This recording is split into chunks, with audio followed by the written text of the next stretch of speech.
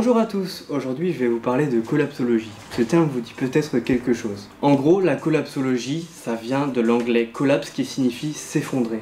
Concrètement, la collapsologie, c'est une science, ou du moins un domaine de recherche qui vise à émettre des hypothèses, des théories sur la fin de notre monde. Cette science est considérée comme un véritable domaine de recherche pour certaines personnes, mais pour d'autres, c'est juste de simple fiction. Ce n'est pas concrètement réel, c'est juste des études fictives et totalement fantasy. On peut donc concevoir que tout le monde n'est pas forcément au clair et n'a pas tout à fait la même définition du terme de collapsologie. Son objectif, c'est avant tout de montrer, ou du moins de penser la fin de notre monde. Une fin du monde liée à un manque cuisant de ressources, des ressources alimentaires, donc pour se nourrir et subvenir à nos besoins primaires. Un manque aussi de ressources énergétiques pour pouvoir se déplacer, pour pouvoir se chauffer.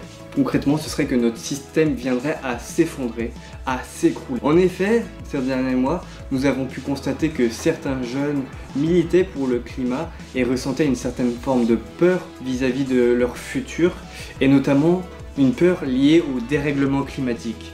Nous l'avons bien vu ces derniers temps.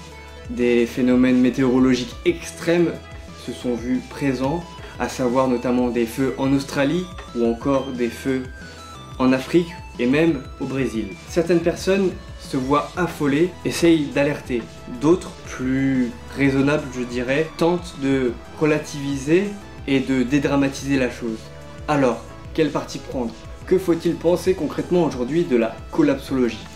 Du côté de Valeurs Actuelles et du journal Le Point, le temps est plus au déni.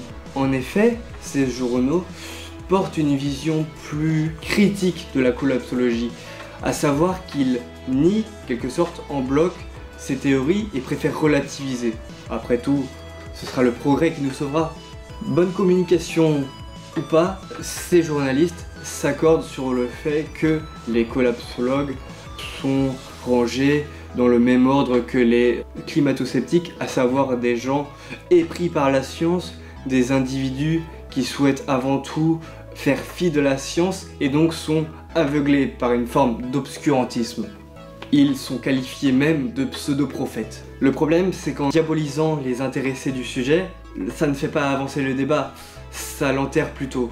En effet, il est peu utile à mon sens de parler des cheveux ou de l'âge de Greta Thunberg plutôt que des chiffres sur le manque croissant de pétrole ou encore la 6e extinction de masse animale que nous vivons.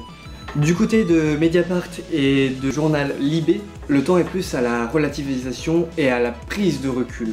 Bien que ces théories soient plausibles et sont appuyées par des faits scientifiques, elles restent à l'état de théories et d'hypothèses. On sait donc que notre société pourrait s'effondrer, mais ce n'est pas quelque chose de vérifié et de vérifiable dans sa globalité. Malgré tout, aujourd'hui, il faut savoir que l'homme représente 0,01% des habitants sur la Terre, si l'on prend toutes les espèces vivantes.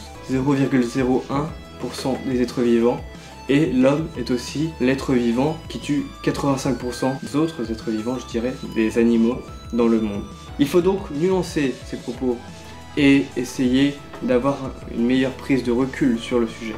Et c'est donc le rôle des collapsologues, en modifiant les mentalités et en essayant quelque part peut-être à préparer à une certaine forme de résilience, une acceptation d'un potentiel effondrement pour vivre non pas dans un milieu et dans un monde anxiogène, mais dans un monde où l'on pourrait rebondir. Pour ne citer qu'Aurélien Barraud, astrophysicien et chercheur au CNRS, nous devons par rapport à tout cela de repenser complètement notre vision du monde, de revoir intégralement notre système économique et notre système de développement, expérimenter d'autres modèles économiques potentiels pour avoir davantage de symbiose avec le vivant.